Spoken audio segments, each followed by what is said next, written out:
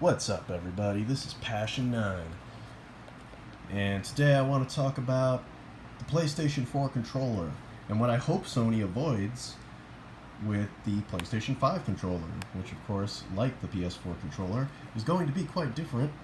They're going to remodel it. You know, it's going to have a different shape, slightly different layout, and all that stuff. Sony, of course, traditionally has stuck with the same controller design since the DualShock way back on the PS1 for a long time.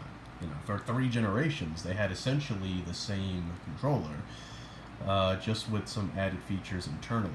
You know, the PS3 controller had the motion sensing and all that, and you know, they changed it up slightly inside the controller, but the actual layout has changed quite a bit, starting with the PS4 controller.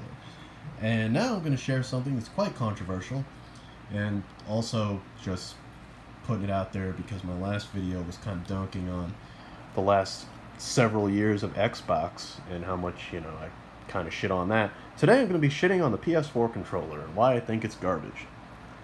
Okay. Even though I do love the PS4, let's start with the biggest criticism I have here. Well, no, they're all pretty equally valid. I don't know why I said that.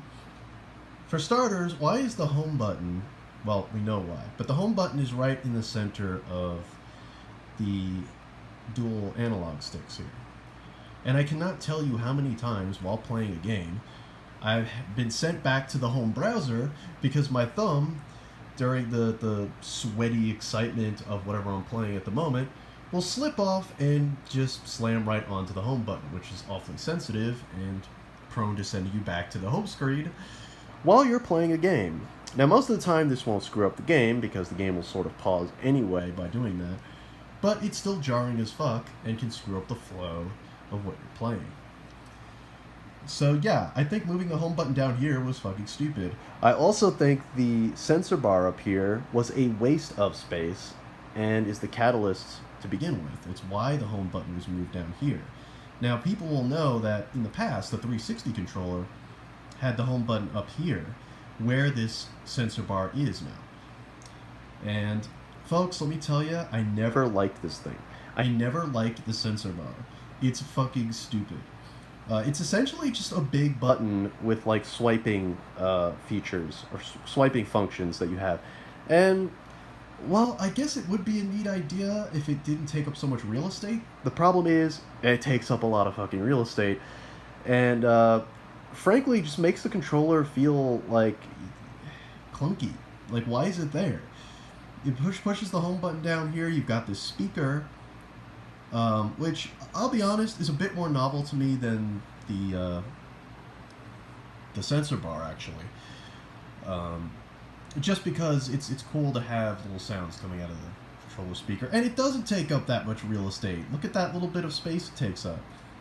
If you got rid of this thing, you wouldn't need that. And I've seen that the PS5 controller, even though it is bigger and wider, still has something akin to this, so I guess we'll see how that turns out.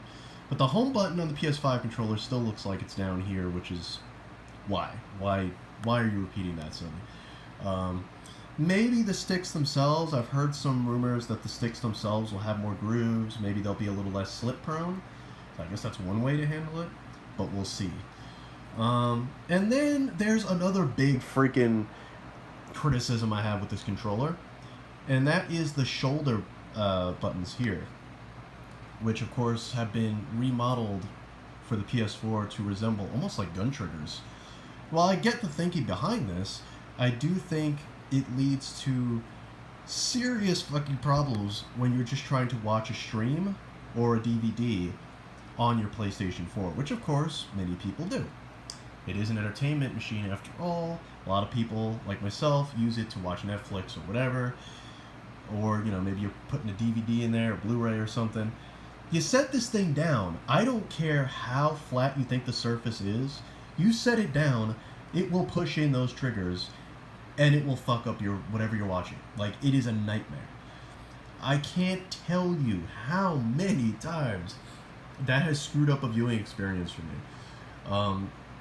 So it's like, apparently there's another solution Sony has in mind for this, where you can turn off the triggers entirely when you're going to watch something instead of play something. I guess that's good. I do think having to manually shut off their functionality is a little much. I think it would be better just to, here's where I'm going with all this, okay? Here's where I'm going with all this.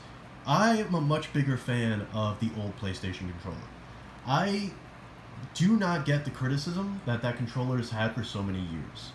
Now, I know we all have different paws, we don't all have the same meat hook grabber thingies, but I just think the original PlayStation 1, 2, and 3 controllers were fine. They fit in your hands just fine. They were solid. The buttons were laid out very intelligently.